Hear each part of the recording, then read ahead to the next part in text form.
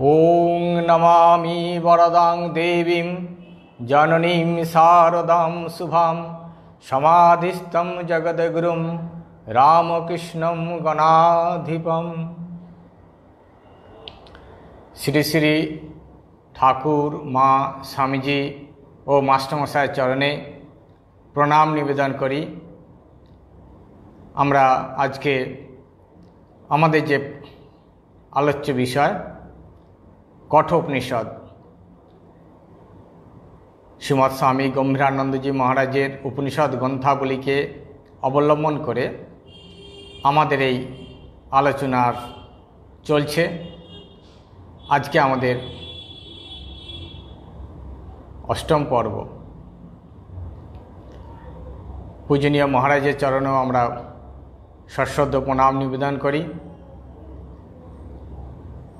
যারা এই প্রাণায়াম চ্যানেলের মাধ্যমে আমাদের সাথে যুক্ত হয়েছেন, উপস্থিত হয়েছেন, সকলকে আমরা আন্তরিক স্বাগত জানাই। আমরা এখন কিছুক্ষণ উপনিষদ কথা, উপনিষদ অর্থাৎ আত্মকথা, আত্মধ্যান,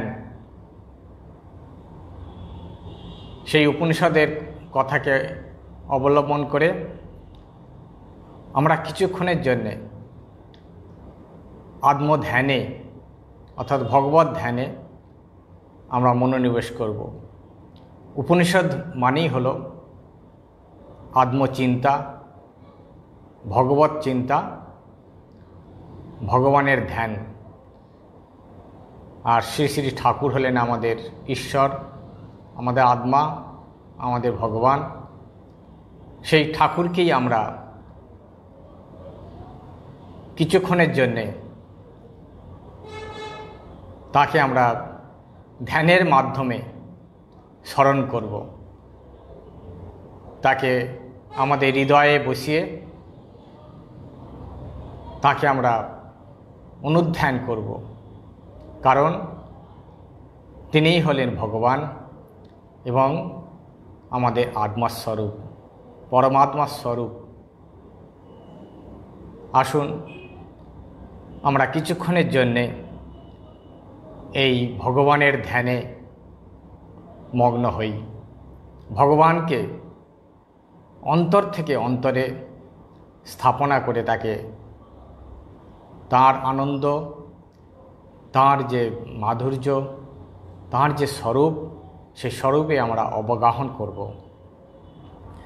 আমরা আজকে উপনিষদের কঠোপনিষদের দ্বিতীয় অধ্যায়ের প্রথম বল্লীর কয়েকটি মন্ত্র আবৃত্তি করব।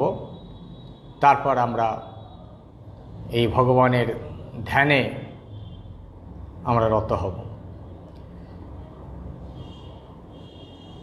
প্রথম বল্লী,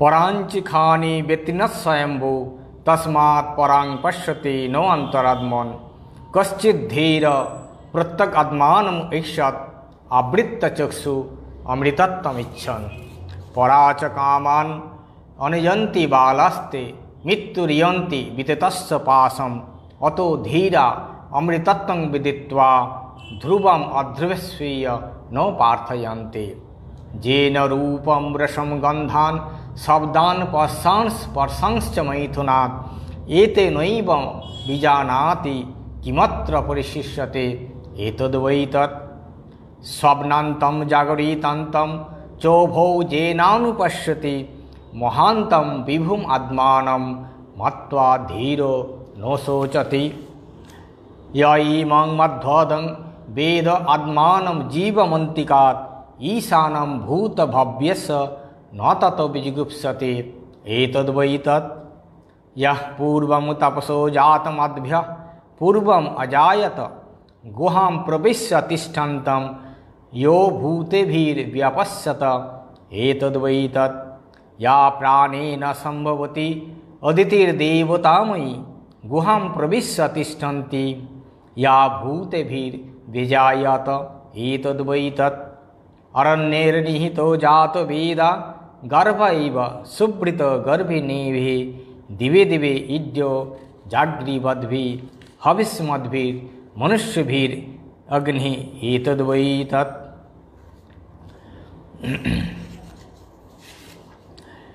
বলছেন পরাঞ্চে খানি ব্যক্তিনাথ স্বয়ম্ভূ তস্মাৎ পরাং পশ্যতি নো অন্তরাত্মন কশ্চিৎ ধীর প্রত্যগ আত্মানম ঐষ্যৎ আবৃত্ত চক্ষু অমৃতত্বম ইচ্ছন।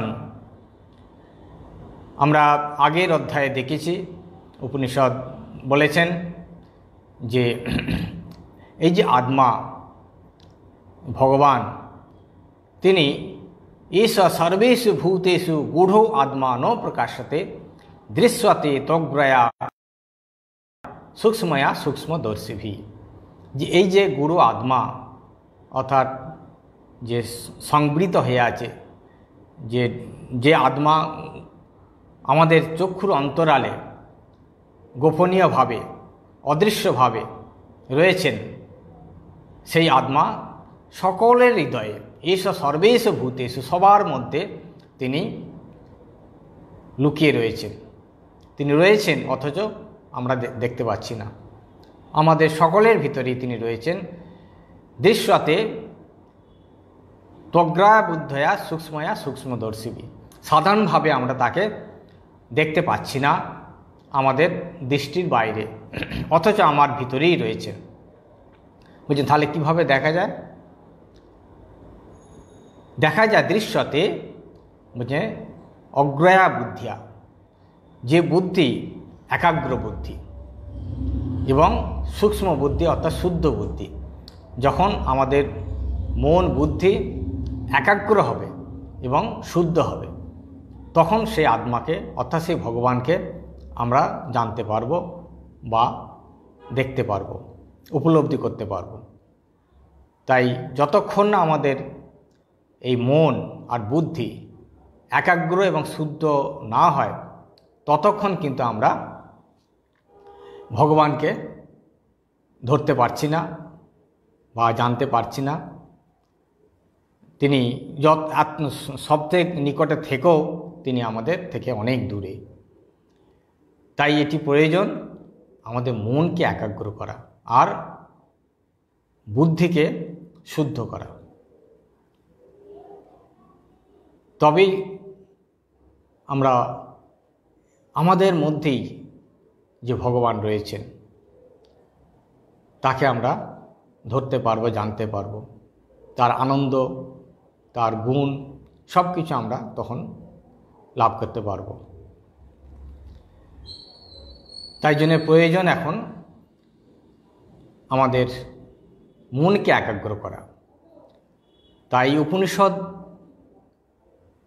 পাঠ বা উপনিষদ যে যতক্ষণ আমরা এই উপনিষদের চিন্তা করব, সেটাই কিন্তু ধ্যান হয়ে যায়। উপনিষদ মানেই হলো ধ্যান। যদি আমরা একটু মনকে একটু একাগ্র করে ভগবানকে দেখার চেষ্টা করি, কারণ শাস্ত্র বারবার আমাদের মনে করিয়ে দিচ্ছে যে ভগবান তোমার ভিতরে রয়েছেন, তোমার সামনে রয়েছে, তাকে একটু জানার চেষ্টা করো। কেননা আমাদের যে ইন্দ্রিয়গুলো সবসময় বহির্মুখী, বাইরের জিনিসকে জানতে চায়, বাইরের দিকে তাদের সব সময় প্রবৃত্তি। সেই মনকে একটু সংযত করে, ইন্দ্রিয়গুলোকে একটু সংযত করে ভিতরের দিকে নিয়ে যেতে হবে, ভগবানের দিকে। কারণ ভগবান তিনি আমার অন্তরে রয়েছেন, ভিতরে রয়েছেন। তাই আমরা যদি একটু সবাই এই আমরা মনটাকে একটু একাগ্র করে যদি আমরা একটু ভগবানের ধ্যান করার চেষ্টা করি, দেখব আমরা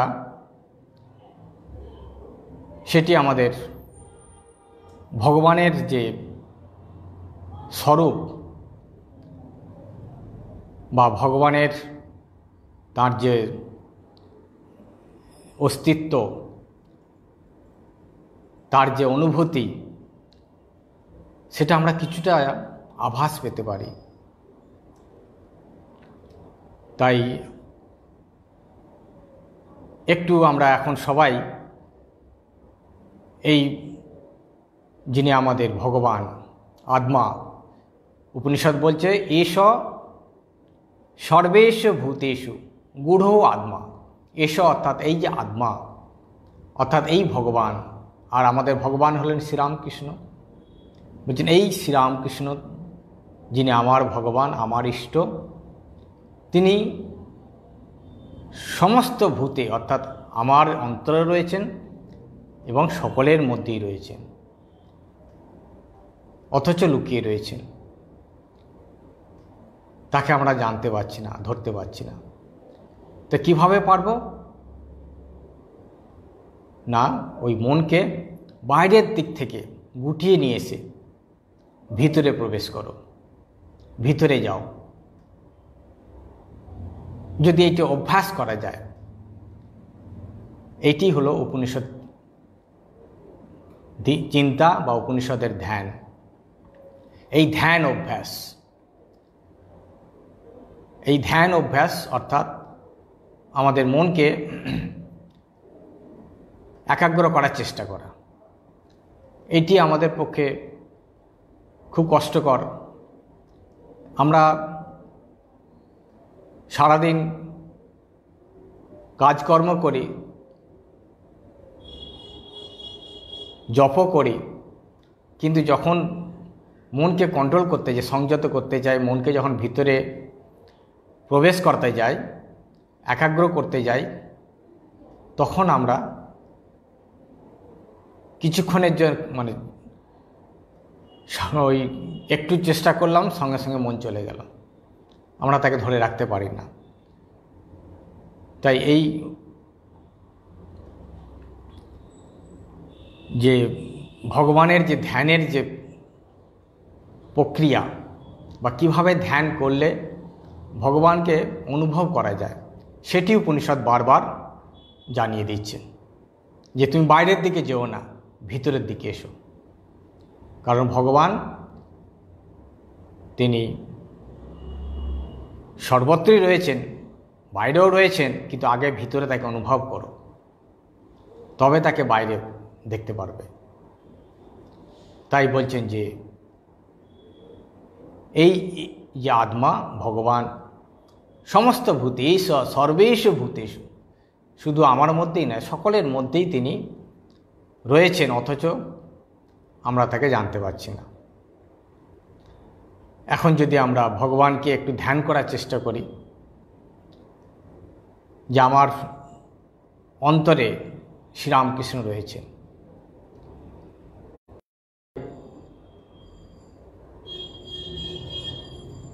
ভিতরে হৃদপদ্মে হৃদয় মন্দিরে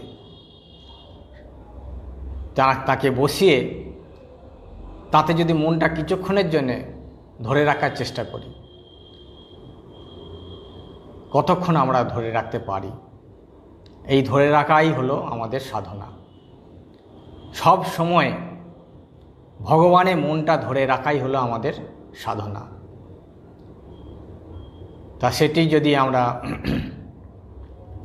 সারাদিন করতে পারি, যে ভগবানের মনটাকে 24 ঘন্টা ধরে রাখা। প্রথমে শ্রীরামকৃষ্ণকে, ঠাকুরকে আমার হৃদয়ে স্থাপনা করে আমার মন বুদ্ধিটাকে যদি ভগবানের চরণে ধরে রাখার চেষ্টা করি, এবং সেটা যদি আমরা যতটা সময়ে বেশি 10 ঘন্টা, 12 ঘন্টা, 20 ঘন্টা যদি তাকে আমরা ওই ধরে রাখতে পারি সব সময়, বলবেন যে সব সময় কি ধরে রাখা সম্ভব? কাজকর্ম সব কিছু আছে আমাদের, তা সেটা তো সম্ভব নয়। তা সম্ভব নয় একদিক থেকে, আবার ঠাকুর বলেছেন অভ্যাসের দ্বারা সব সম্ভব। ঠাকুর উদাহরণ দিয়েছেন কচ্ছপের দৃষ্টান্ত, যে কচ্ছপ যখন ডিম পাড়ে তখন তার মনটা সবসময় ডিমেতেই পড়ে থাকে। সে জলে চড়ে বেড়াচ্ছে, সব কিছু করছে, কিন্তু তার মন পড়ে রয়েছে ডিমে, যেখানে তার আড়াতে ডিমগুলো রয়েছে। তারপরে বলেছেন দাঁতের ব্যথা, যে আমরা সব করছি, কাজকর্ম করছি, কিন্তু দাঁতের ব্যথা হলে তখন কি হয়, মনটা সব কাজের মধ্যেই যেন একটু পড়ে থাকে, ওখানটায় কোনো কাজ বন্ধ হয়নি, অথচ মনের একটা অংশ ওই দাঁতের উপর পড়ে থাকে। তো এইটি হলো অভ্যাস।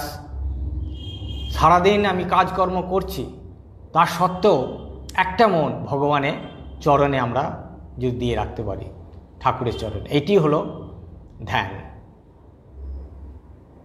সেটি হলো উপনিষদের উদ্দেশ্য, যে সেই ভগবানই তোমার মধ্যে রয়েছেন এবং তাতে মনটাকে নিয়োগ করে রাখো, মনকে একাগ্র করো।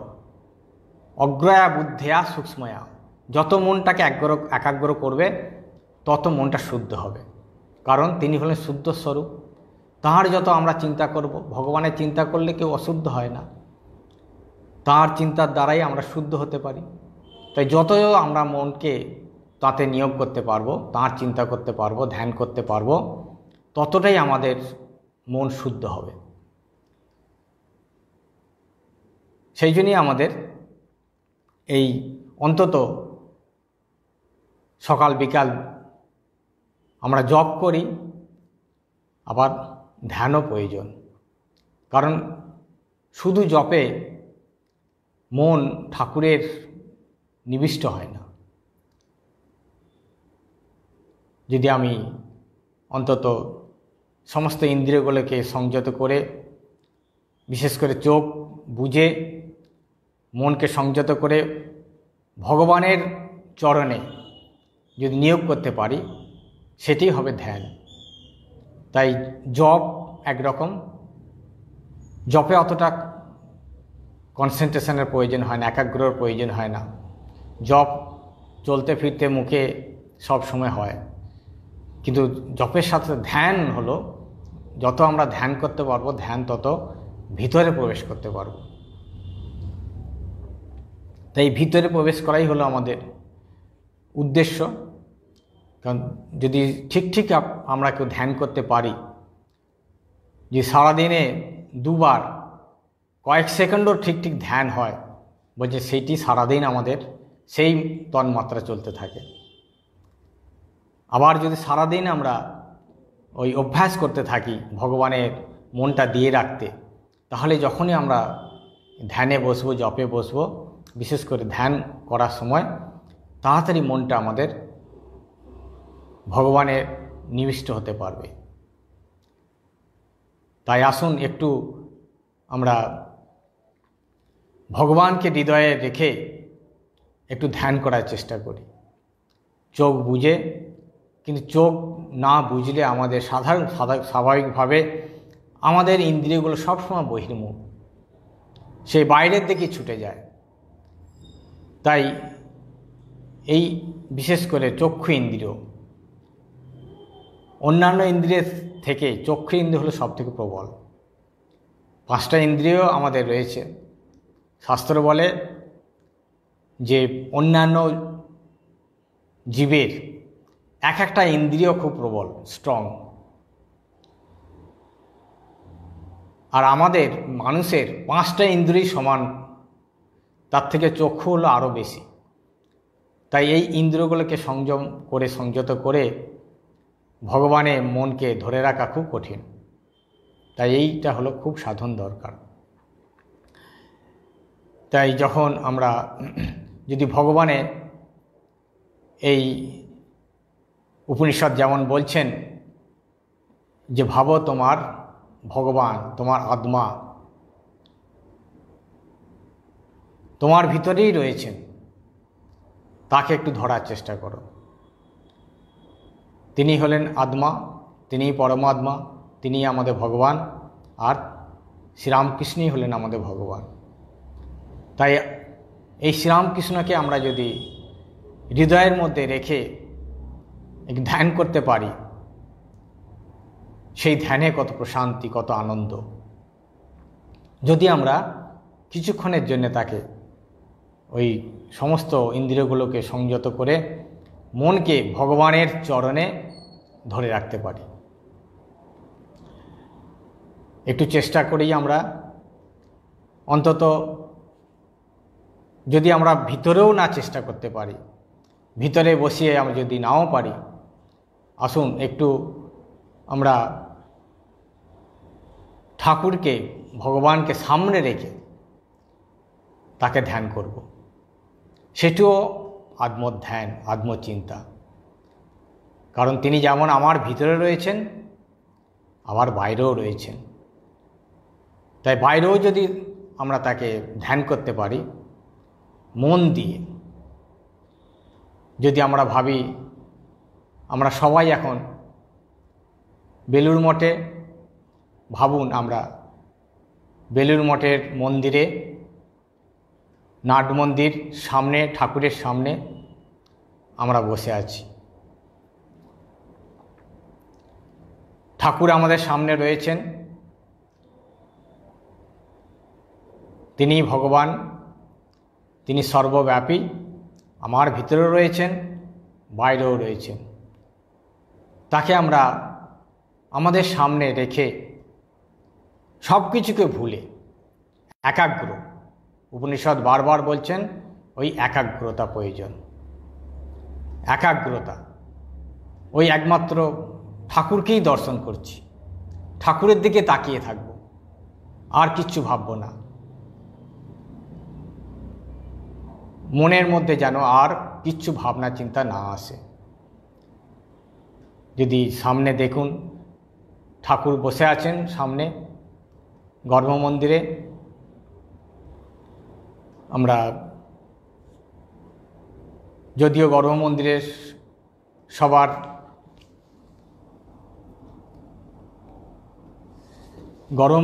সবার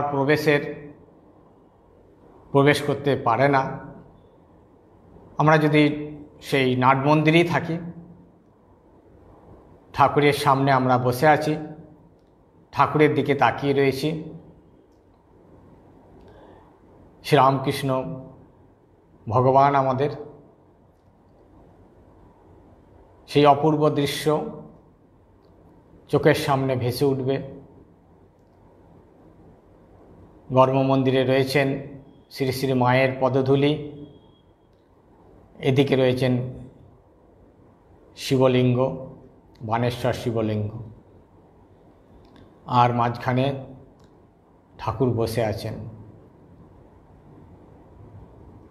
এইভাবেও আমরা যদি তাকে ধ্যান করতে পারি, সেটি তো আমাদের মনের একাগ্রতা আমরা লাভ করতে পারি।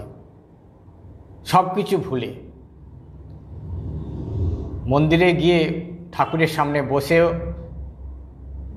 যদি অন্য চিন্তা করি মনে, তাহলে কিন্তু ধ্যান হবে না।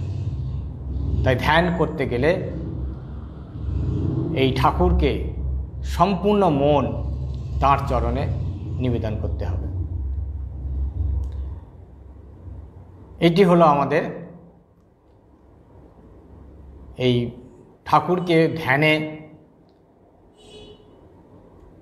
ধ্যানের মধ্যে তাকে উপলব্ধি করা, ধ্যানের মধ্যে তাকে আরও নিকটে পাওয়া, এগুলি হলো আমাদের উপায়। তাই উপনিষদ আমাদের ওই ধ্যানের সাহায্য করে ধ্যান করতে। যত ধ্যান আমরা করতে পারব, মন তত একাগ্র হবে, মন তত শুদ্ধ হবে। তাই বললেন যে এই রকম যে ভগবান, যিনি আমার হৃদয়ে রয়েছেন, আবার বাইরেও রয়েছেন, সেই ভগবানকে সব সময় ধ্যান করতে হবে। এছাড়া আর অন্য কোনো ভাবনা থাকবে না। ঠাকুর বারবার বলছেন যে সংসারের জগতে ঈশ্বরই সত্য, আর সব অসত্য, অনিত্য। ঈশ্বরই নিত্য, সত্য, আর বাকি সব অনিত্য। তাই নিত্য বস্তু যেটি, সেই ভগবান আমার হৃদয়ে রয়েছেন, অন্তরে রয়েছেন, বাইরেও রয়েছেন। তাকে জানার চেষ্টা, তাকে ধরার চেষ্টা। তাই বলছেন যে তাকে যদি পেতে হয়, ভগবানকে যদি জানতে হয়, তার যদি আনন্দ স্বরূপকে পেতে হয়, একটাই উপায়, সেটি হলো যে প্রত্যেক আত্মানমৈষদ আবৃত্ত চক্ষুর অমৃতত্বম ইচ্ছন। আবৃত্ত চক্ষু হতে হবে। সেই একটাই উপায় যে আবৃত্ত চক্ষু, অর্থাৎ এই সমস্ত যে আমাদের ইন্দ্রিয়গুলোকে ভিতরের দিকে নিয়ে আসতে হবে, অন্তর্মুখী করতে হবে। কেন না পরাঞ্চিখানি ব্যতীর্ণ স্বয়ম্ভু তস্মাৎ পরাং পশ্যতি নো অন্তরাত্মন। বলছেন যে আমাদের যে ইন্দ্রিয়গুলো সৃষ্টি হয়েছে এই বিষয় ভোগ করার জন্যেই। এই যে রূপ, রস, গন্ধ, স্পর্শ, এই যে পঞ্চ বিষয়, এই পঞ্চ বিষয়গুলো ভোগ করার জন্যেই আমাদের এই ইন্দ্রিয়গুলো তৈরি হয়েছে। তাই বিষয়গুলো সবসময় বহির্বস্তু, বিষয়গুলি তো ভিতরে নেই, বিষয়গুলো বাইরে রয়েছে। তাই আমাদের ইন্দ্রিয়গুলো সবসময় এই বিষয় ভোগ করতে চায়। চোখ রূপ দেখতে চায়, কান শব্দ শুনতে চায়। এই প্রত্যেকটা ইন্দ্রিয় তার নিজের নিজের বিষয়কে পেতে চায়। তার ফলেই আমরা ভিতরের দিকে আমাদের মন যেতে চায় না। ইন্দ্রিয়গুলো যখন বাইরে যাচ্ছে, মনও তার সাথে চলে যাচ্ছে।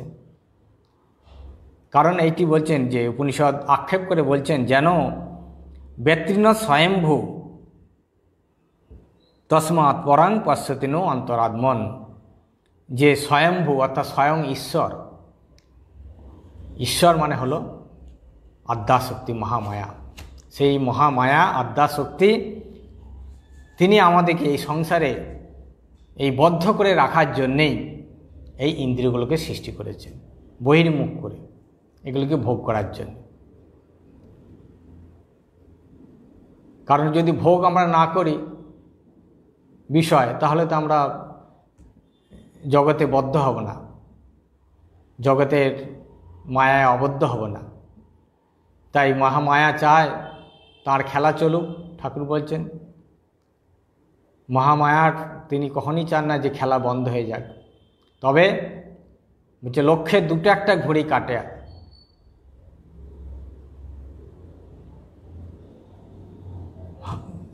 তার এখানে উপনিষদ তাই বলছেন যে কশ্চিৎ ধীর প্রত্যেক আত্মানম ঐশ্বর। যদিও এই আমাদের মহামায়া অবিদ্যা মায়া যিনি জগৎ সৃষ্টি স্থিতি করছেন, তিনি আমাদের এইভাবে ইন্দ্রিয়গুলোকে বহির্মুখ করে সৃষ্টি করেছেন যে বাইরের দিকে সবসময় যেন আমরা যাই, ভিতরের দিকে যাতে যেতে ইচ্ছা না হয়।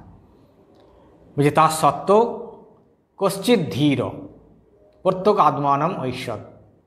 এর মধ্যে কিছু কিছু যারা আছে মানুষ, ব্যক্তি, যারা ধীর ব্যক্তি, বিবেকী ব্যক্তি, যে তারা ওই ভিতরের যে আত্মা রয়েছেন, ভগবান রয়েছেন, সে ভগবানকে জানার ইচ্ছায় আবৃত্ত চক্ষু করে, অর্থাৎ এই ইন্দ্রিয়গুলোকে সংযম করে ভগবানকে জানতে চায়।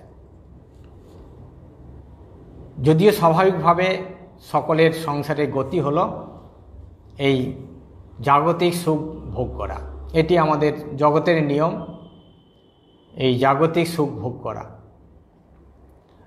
তা সত্ত্বেও এর মধ্যেও কিছু কিছু আছে যারা ধীর ব্যক্তি, বিবেকী ব্যক্তি, যারা ভক্ত ভগবানের, তারা এই বিষয় ভোগ থেকে নিজেদের সরিয়ে এনে ভগবানের প্রতি মন দেয়, ভগবানকে পেতে চায়। অনেক জগতে মানুষ রয়েছে ঠিকই, কোটি কোটি মানুষ, তার মধ্যেও আবার কিছু মানুষ আছে যারা ভক্ত, ভগবানকে চায়। এরকমও মানুষ রয়েছে, তারা হলেন ভগবানের ভক্ত, তারা ধীর ব্যক্তি, তারা বিবেকী ব্যক্তি। তো এটি আমাদের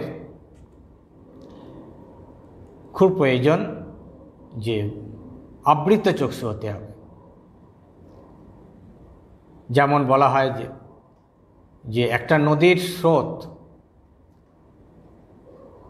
তার উৎস থেকে তার সমুদ্রের দিকে তার গতি, তার এটা স্বাভাবিক গতি, সমুদ্রের দিকে তার গতি হয়, অর্থাৎ সব সময় সে উঁচু জায়গা থেকে নিচুর দিকে তার গতি। সেই গতিকেও কোনো মানুষ যাদের খুব শক্তিধর, সেই স্রোতটাকে ঘুরিয়ে দিতে পারে, বিপরীতগামী করতে পারে।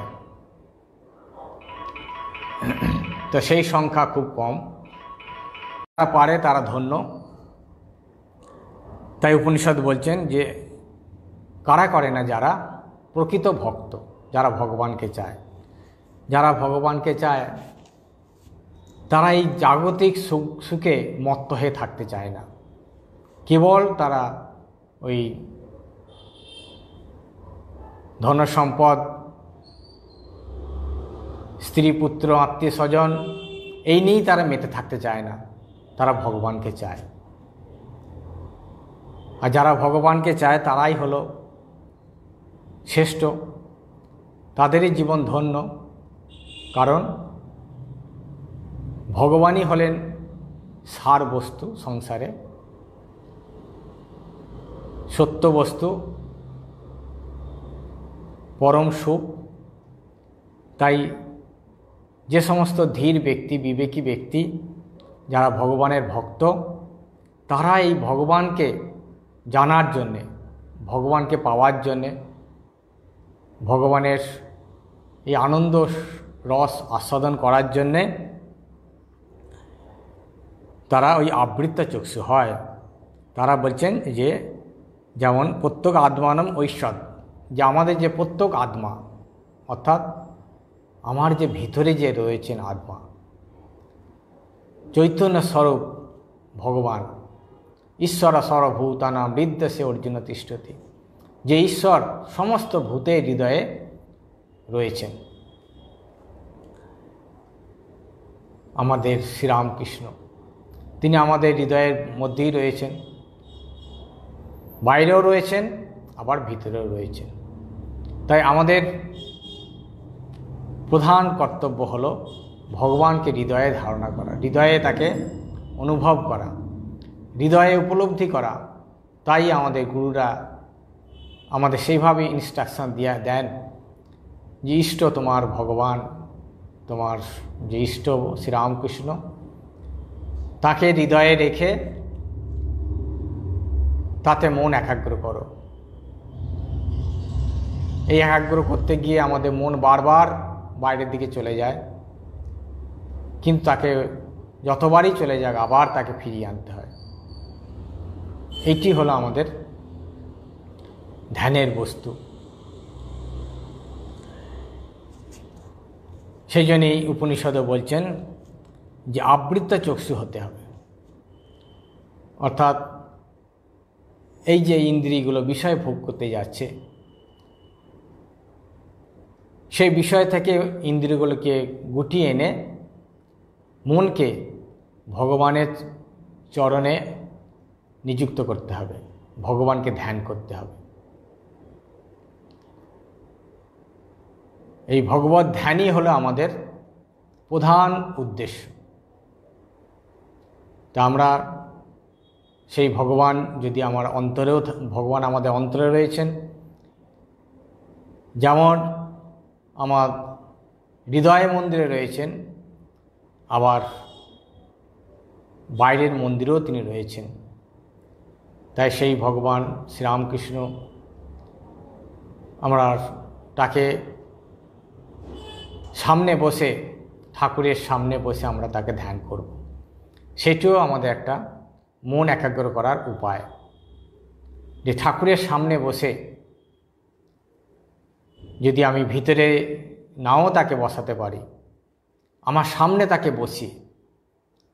যেমন একটু আগে আমরা বললাম যে বেলুড় মঠে যদি আমরা ধরুন সবাই আমরা বেলুড় মঠের নাট মন্দিরে বা গর্ভ মন্দিরে আমরা ঠাকুরের সামনে বসে আছি, ঠাকুরকে সামনে রেখে তাঁর ধ্যানে আমরা তন্ময় হয়ে যাব। তাকে সামনে রেখে মনকে সম্পূর্ণরূপে তাতে নিয়োগ করা, চোখ বুজে, চোখ চেয়েও করতে পারি যাতে আমার মন বিক্ষিপ্ত না হয়। তার ঠাকুরের যে মূর্তি আমার সামনে রয়েছে, এই হাত, পা, মুখ, গোটা শরীর আমি যদি সামনে বসিয়ে তাকে ধ্যান করি, সেইটিও আমাদের মনের একাগ্রতা। এইটিও করতে করতে করতে মন আমাদের একাগ্র হবে। আর মন একাগ্র হলেই তাকে আমরা অনুভব করতে পারব, তাকে আরও স্পষ্ট দেখতে পাব। আমরা এখন স্পষ্ট দেখতে পাই না কেন? আমাদের মনের মধ্যে ওই কালিমা রয়েছে। মনটা স্বচ্ছ নয়, মন চঞ্চল এবং অস্বচ্ছ। তার ফলেই আমরা ওই মন দিয়ে ভগবানকে স্পষ্টরূপে দেখতে পাই না। একবার তাকে দেখতে পেলাম, আবার সেই মুহূর্তে হারিয়ে গেল। তাই যত মন শুদ্ধ হবে, স্বচ্ছ হবে এবং চঞ্চলতা স্থির হবে, চঞ্চলতা কমবে, তত ভগবানকে, ঠাকুরকে আমরা স্পষ্টরূপে আমাদের চোখের সামনে দেখতে পাব। তো এইটি হলো আমাদের ধ্যানের বস্তু। তারপরে মন্ত্র বলছেন, পরাচ কামান অনুজন্তি বালাস্তে মৃত্যুরিয়ন্তি বিততস্য পাশম অত ধীরা অমৃতত্বং বিদিত্বা ধ্রুবম অধ্রুবেষু ইহ ন প্রার্থয়ন্তে।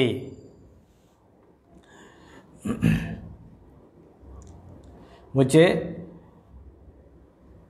যারা ধীর নয়, ধীর ব্যক্তি নয়, যারা বিবেকী নয়, যারা এই কামনাবশত,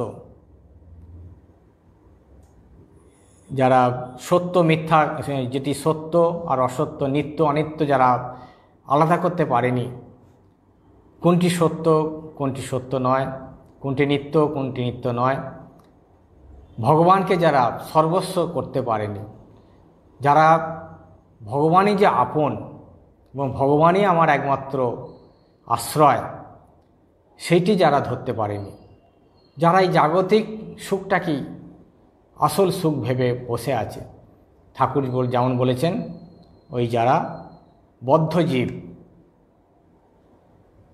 যে তারা ভাবে এটাই সুখ, এই সংসারে সেই পাঁকে মাছের মতন মুখ গুঁজে পড়ে থাকে যে আমরা নিশ্চিন্ত, আমাদের কিছু হবে না। তো এইরকম যারা বদ্ধ জীব, যারা এই জাগতিক সুখ ছাড়া তাদের আর কোনো মনের মধ্যে স্থান পায় না, তারা কিছু ভাবতে পারে না। ওই যে তারা কি হয়, তারা হলো অজ্ঞানী, মূর্খ, বালা, নাবালক। তারাই বারবার মৃত্যু কবলে পড়ে, জন্ম মৃত্যু তাদেরই চলতে থাকে। তাদের এই জন্ম মৃত্যু হাত থেকে রেহাই নেই। তারা এই মৃত্যুর যে মৃত্যু পাশে আবদ্ধ হয়ে থাকে, মৃত্যুর জাল থেকে তারা মুক্তি হতে পারে না। একমাত্র যারা ধীরা, যারা ধীর ব্যক্তি, যারা বিবেক ব্যক্তি, যারা বুঝেছে সংসারে সত্য কোনটা, সংসারের এই অভিজ্ঞতা যাদের হয়েছে, প্রথম যদি আমাদের এই সংসারটাকে আমাদের যদি মনে না হয় যে সংসারটা সত্য নয়, তাহলে আমরা সংসারের যে সার বস্তু ভগবান, সেটাকে বুঝতেই পারবো না। যদি সংসারটাই সার হয়, তাহলে আমরা তো ভগবানের দিকে যাওয়ার প্রশ্নই নেই। তাই যারা এই সংসারে থাকতে থাকতে সংসারের যে অভিজ্ঞতা হয়েছে, যে সংসারটার মধ্যে যাদের মনে এই ধারণা হয়েছে যে সংসারের আসল সুখ হলো ভগবান, এছাড়া আর কোথাও সুখ নেই। সংসারের মধ্যে যদি ভগবানকে ছেড়ে দেওয়া যায়, তাহলে আর সুখ নেই। তাই যারা জেনেছে যে একমাত্র সংসারে ভগবানেরই সুখ, তারা কি করে যে এই সংসারে জগতে কোনো কিছু কামনা জিনিসকে পাওয়ার চেষ্টা করে না, ভগবান ছাড়া আর কিছু কামনা করে না। তারা হলো ধীর ব্যক্তি বা বিবেকী ব্যক্তি, যারা ঠিক ঠিক ভক্ত, যারা ভগবানের ভক্ত, ঠিক ঠিক ভক্ত যারা হবে, তারা ভগবানের কাছে কিছু চাইবে না, কেবল ভগবানকেই চাইবে, আর কিছু চাইবে না। কারণ ভগবানই সত্য তার কাছে। সুতরাং ভগবানের কাছে আর কী চাইবে? তিনি না চাইতেই সব দেবেন। সুতরাং যে সত্যিই ভগবানকে যে ভালোবাসবে, তার কাছ থেকে কিছু চাইবে না। আর সেটাই হলো যথার্থ ভালোবাসা, যার কাছ থেকে কোনো কিছু পাওয়ার আশা করে না, কোনো বিনিময় নেই। তুমি আমাকে এই দাও, আমি তোমাকে এই দেবো, সেটা কিন্তু ভালোবাসা নয়, যথার্থ ভালোবাসা নয়। যথার্থ ভালোবাসায় কেবল দেওয়ার ইচ্ছা, দিতেই চাই, নিতে কিছু চাই না। তাই এই যথার্থ ভালোবাসায় সেখানে ভগবানের কাছ থেকে কিছু পাওয়ার ইচ্ছা করে না, ভগবানকে শুধু পেতে চায়, আর কিছু চায় না। তাই এখানে উপনিষদ বলছেন যে এইরকম যারা ধীর ব্যক্তি, তারা কি করে? ধ্রুবম অধ্রুবেশু ইহ ন পার্থয়ন্তে। এই যে ধ্রুব যে বস্তু, অর্থাৎ ধ্রুব হলো ঈশ্বর, আর অধ্রুব হলো ঈশ্বর ছাড়া যা কিছু। জগতে দুটি বস্তু ঠাকুর বারবার বলছেন, একটি নিত্য আর একটি অনিত্য। ঈশ্বর হলো নিত্য, আর ঈশ্বর ছাড়া হলো অনিত্য। একটা সৎ আর বাকি অসৎ। তাই বলছেন যারা এরকম বিবেকী, যারা ভক্ত, ঠিক ঠিক ঠাকুরের ভক্ত, পরম ভক্ত, ঈশ্বরের ভক্ত, তারা এই যে ধ্রুব অর্থাৎ যেটা সত্য, সেটা হলো ঈশ্বর, ভগবান। সেই ভগবানকে তারা চায়। আর এই যে অধ্রুব যেটা, অর্থাৎ এই জগৎ, ব্রহ্ম সত্য, জগৎ মিথ্যা। তাই তারা এই অনিত্য জগতে কিছু চায় না, একমাত্র জগৎকে তারা চায় না, কেবল ঈশ্বরকে চায়। কারণ ঈশ্বর হলে সত্য, ধ্রুব, আর বাকি হলো অধ্রুব, অসত্য। তাই বলছেন ধ্রুবম অধ্রুবেশু ইহ। ইহ মানে এই জগতে, এই মর্ত জগতে সব হলো, একমাত্র ঈশ্বর হলো ধ্রুব, আর বাকি সব হলো অসত্য বা মিথ্যা। তাই কোনো কিছু প্রার্থনা করে না। এটি আমাদের শাস্ত্র উপনিষদ বারবার মনে করিয়ে দিচ্ছেন যে একমাত্র ভগবানকে চাও, ঈশ্বরকে চাও, ঈশ্বরকে ধরো, আর কিছু চেও না, আর কিছুর জন্য ভেবো না। তোমার মধ্যেই রয়েছেন সেই ভগবান, সে তাকে ভাবো, তাকে ধরো। তাকে ছেড়ে, তোমার মধ্যে যে ভগবান রয়েছেন, তাকে ছেড়ে তুমি অন্য জায়গায় কেন খুঁজছো? অন্য বস্তুকে কেন খুঁজতে যাচ্ছ? কেন ভাবছো? আপনকে ছেড়ে পরকে আপন কেন করছো? এটি আমাদের শাস্ত্র উপনিষদ বারবার স্মরণ করিয়ে দেয় যে তোমার মধ্যে যিনি রয়েছেন সেই ভগবান, তাকে ভাবো, তার চিন্তা করো। এইটি হলো আসল চিন্তা। আর বাকি হলো যা চিন্তা করবে সেটা হলো সব মিথ্যা। ভগবত চিন্তাই হলো আসল চিন্তা। আর ভগবত চিন্তা ছাড়া সেটি হলো সব অসৎ। বলবেন সংসারে থাকতে গেলে ভগবানকে চিন্তা করি, ভগবানকে নিয়ে থাকি, তাহলে সংসার চলবে কি করে? তার উত্তরে ঠাকুর দিয়েছেন যে তুমি ভগবানকে চিন্তা করো, তোমার সংসারেরও চিন্তা করো। তো একটা সময় যখন আসবে এই ভগবানের চিন্তা করতে করতে আর সংসারের চিন্তা তোমার প্রয়োজন হবে না। যতক্ষণ না তোমার মনে হচ্ছে যে ভগবানের চিন্তাই আমার একমাত্র প্রয়োজন, ততক্ষণ তুমি সবই করো। ঠাকুর কখনই কাকেও বলেনি যে সংসার ছেড়ে দাও, সংসারে চিন্তা করো না, কিন্তু সংসারেও চিন্তা করো, তার সাথে ভগবানের চিন্তা করো। তাই এই ভগবানের চিন্তা করতে করতে এমন একটা সময় আসবে যে সংসারের চিন্তার আর প্রয়োজন হবে না। অর্থাৎ ঠাকুর বলছেন যতক্ষণ তোমার দায়িত্ব রয়েছে ততক্ষণ তোমাকে এই সংসারে কাজকর্ম মধ্যেও থাকতে হবে, ছেলে মেয়েদের মানুষ করতে হবে। কিন্তু যখন তোমার একটা সময় আসবে যে তোমার আর তখন এই চিন্তার প্রয়োজন হবে না, তখন কেবল শুধু ভগবত চিন্তা করবে। ঠাকুর বলছেন যে যখন সময় হবে এখন এক হাত দিয়ে ভগবানকে ধরো আর এক হাত দিয়ে সংসারে কাজ করো। আর করতে করতে এমন একটা সময় আসবে যখন আর এক হাত সংসারে দেওয়ার প্রয়োজন হবে না, তখন দু হাত দিয়ে ভগবানকে ধরতে পারবে। তবে তার জন্য প্রয়োজন এই প্রথম থেকেই তোমাকে অভ্যাস করতে হবে।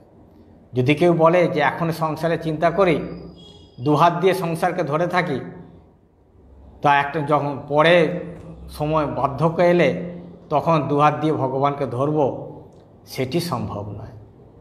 তাই প্রথম থেকেই এই ভগবানকে এক হাত ধরে চলার চেষ্টা করতে হবে, এক হাত ধরেই সংসার করতে হবে।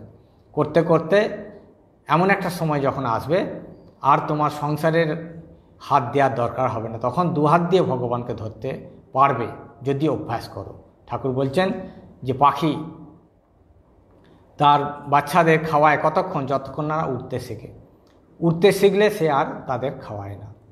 তেমনি এই যে সংসারে আমাদের কর্তব্য কতক্ষণ, যতক্ষণ না তোমার দায়িত্ব শেষ হয়। অর্থাৎ তোমার সংসারে যে দায়িত্ব রয়েছে, তোমার স্ত্রী পুত্রের ভরণ পোষণ, তাদের যখন তোমার পুত্র বড় হয়ে গেল, স্ত্রীরও ভরণ তোমার সামর্থ্য অনুযায়ী তাকে ভরণ পোষণ দিয়েছ, তার ব্যবস্থা আছে।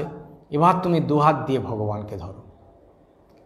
সেটি কিন্তু যদি অভ্যাস না থাকে সেটি সম্ভব হবে না। তখন আবার ওই গিন্নিপনা করতে হয়। তখন ওই যে আমি না হলে আমার নাতির খাওয়া হবে না,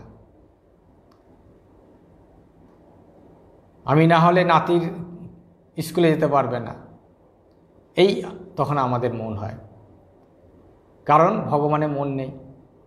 তাই এমন অভ্যাস করতে হবে যে একটা সময় যাতে সব কিছু ছেড়ে ভগবানকে নিয়েই থাকতে পারি।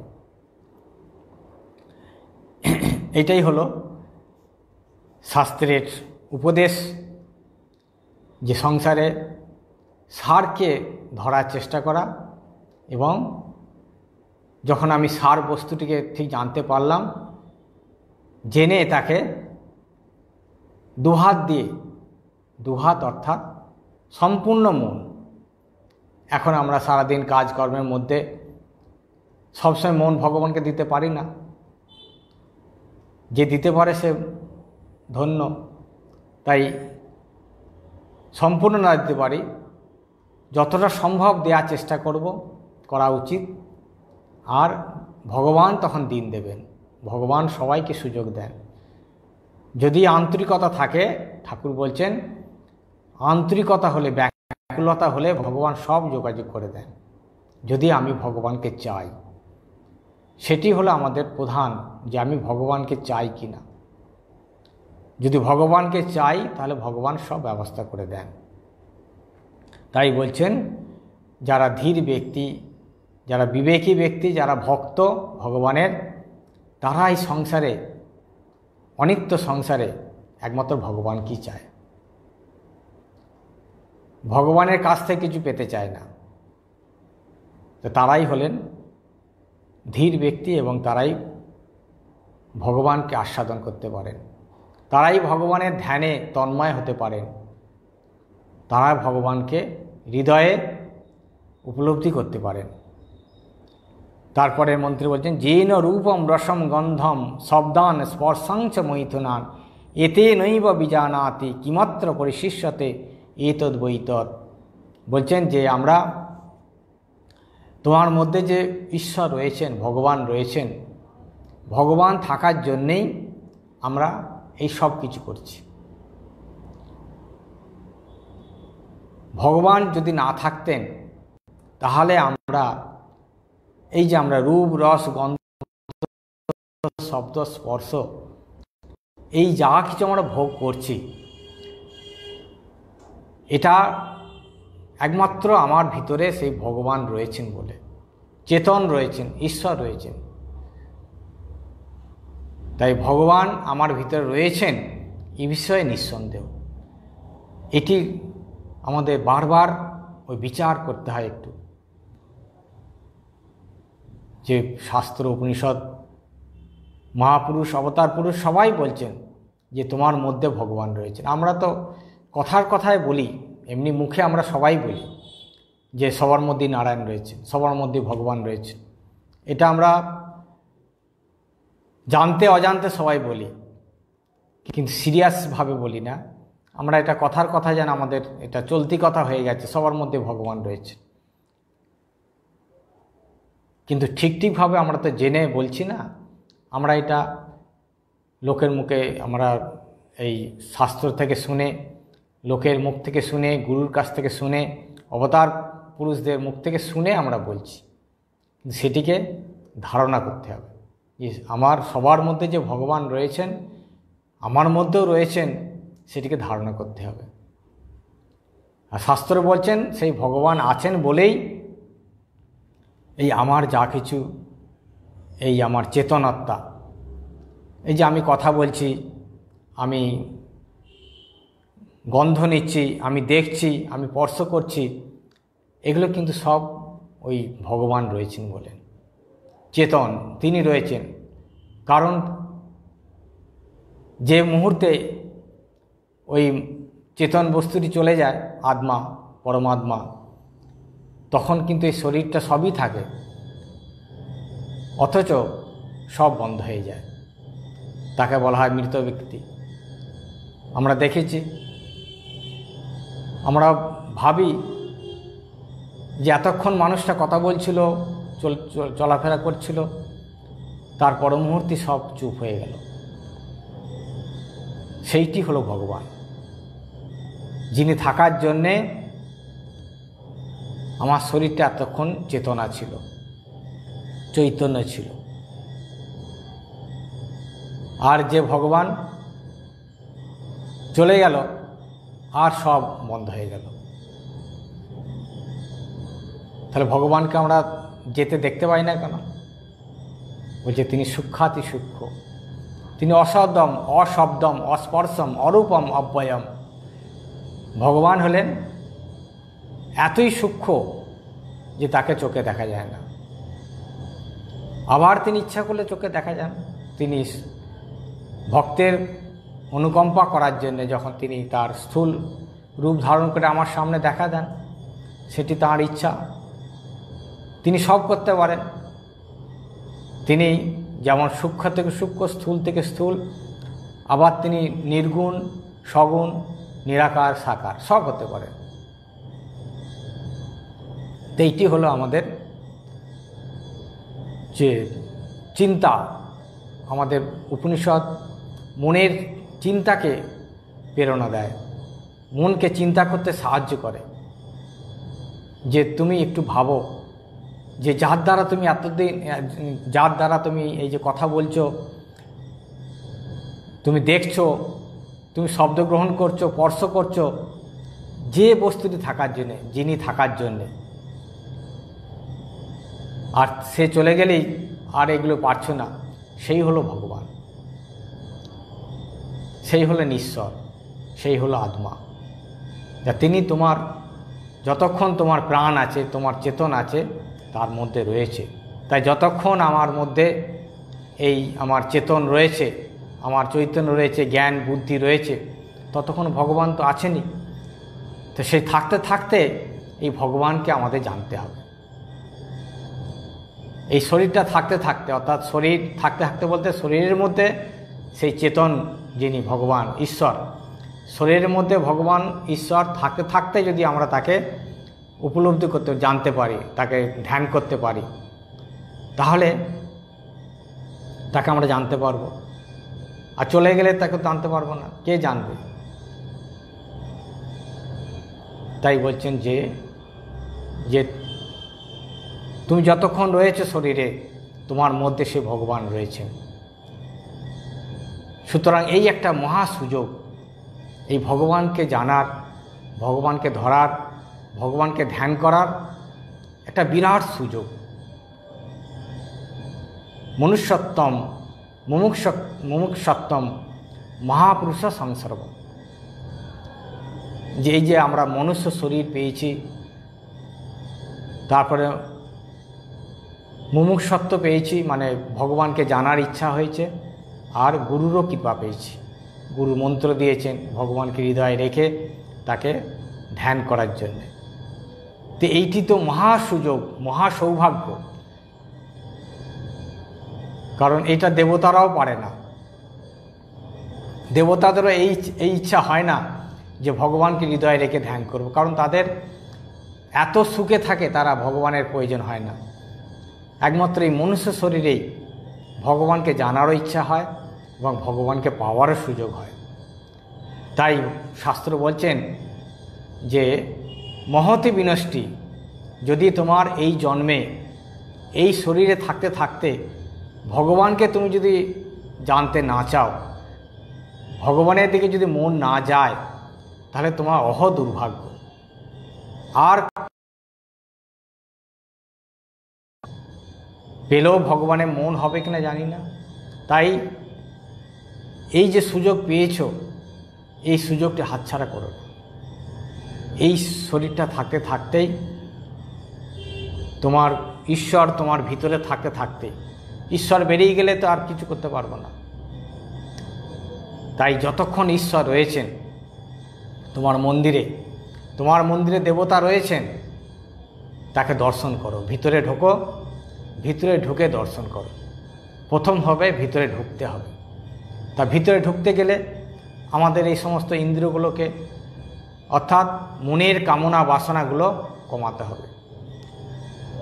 মনের কামনা বাসনা কমিয়ে এই ভগবানকে দেখার জন্য এই মন্দিরে, হৃদয় মন্দিরে ঢুকতে হবে। অর্থাৎ এই মনকে বাইরের বিষয় থেকে মনকে গুটিয়ে আনতে হবে। কারণ মন এই বাইরের বিষয় ভোগ করতে সবসময় লালায়িত, আর বাইরের বিষয় ভোগে লালায়িত হলে মন ভিতরের দিকে যেতে চাইবে না, গেলেও সেখানে থাকতে চাইবে না, কারণ ওই বাইরের বিষয়েতে তার ইন্টারেস্ট বেশি, বাইরের দিকে তার। সুতরাং ওই মনকে বিষয় থেকে সরিয়ে নিয়ে এসে কামনা বাসনা কমিয়ে ঈশ্বরের দিকে নিয়ে যেতে হবে। ভিতরে একবার ভিতরে ঢুকে গেলে ভিতরে দরজা বন্ধ করে দাও। বলছেন যেমন তোমার ঠাকুর ঘরে তুমি ঢুকে দরজা বন্ধ করে দাও, জানলা বন্ধ করে দাও, বাইরের যেন কোনো দৃশ্য তোমার চোখের সামনে না আসে। কেবল তোমার সামনে তোমার ইষ্ট, তোমার প্রভু, তোমার দেবতা, তাকেই তুমি সবসময় ধ্যান করো। তেমনি বলছে তোমারও যে, আমাদেরও যে হৃদয় মন্দির, সেই হৃদয় মন্দিরে ঢুকে মন আর বুদ্ধিকে সঙ্গে নিয়ে সেখানে ঢোকো। ঢুকে জানলা দরজা সব বন্ধ করে দাও। বন্ধ করে তোমার হৃদয়েতে ঠাকুরকে, ভগবানকে বসাও। বসে তাকে একদম সামনাসামনি তোমার হাতের মধ্যে, নাগালের মধ্যে তাকে আশ্রয় করে, তাকে আলিঙ্গন করে তার সাথে তুমি আনন্দ অনুভব করো, ভগবানকে আঁকড়ে ধরো। একটু আমরা আসুন সবাই মিলে আমরা এই চোখ বন্ধ করে হৃদয় মন্দিরে আমরা একটু প্রবেশ করব, যেখানে আমাদের হৃদয়ে মন্দিরে ঠাকুরকে বসিয়ে সমস্ত দরজা জানালা সব বন্ধ করে তিনি আমার একদম নিকটে, সব থেকে কাছে, তাকে আমরা দর্শন করব, আলিঙ্গন করব, তার পদসেবা করব, তার চরণ সেবা করব, তার চরণে আমরা নতমস্তক হয়ে তাকে একমাত্র আপনার হতে আপনার ভেবে, পরম আত্মীয়, তার থেকে আত্মীয় আর কেউ নেই। যদি আমরা মাঝে মাঝে এইভাবে কিছুক্ষণ তাকে ধ্যান করতে পারি, দেখব মনের কত প্রশান্তি। ঠাকুর ছাড়া আর অন্য কিছু ভাবব না। এই ভাবতে ভাবতে,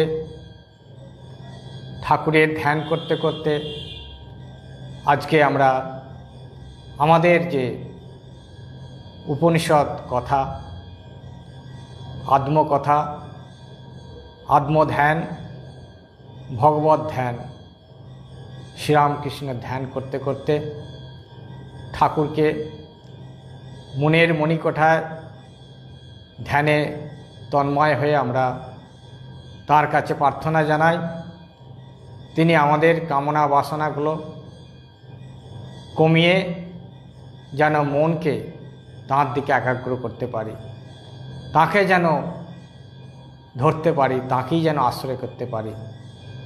এই বলে আজকে সকলকে আমার কৃতজ্ঞতা ও নমস্কার জানিয়ে আজকে আমাদের এই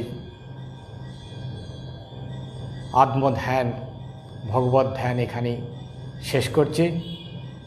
আপনারা সকলেই ভালো থাকুন।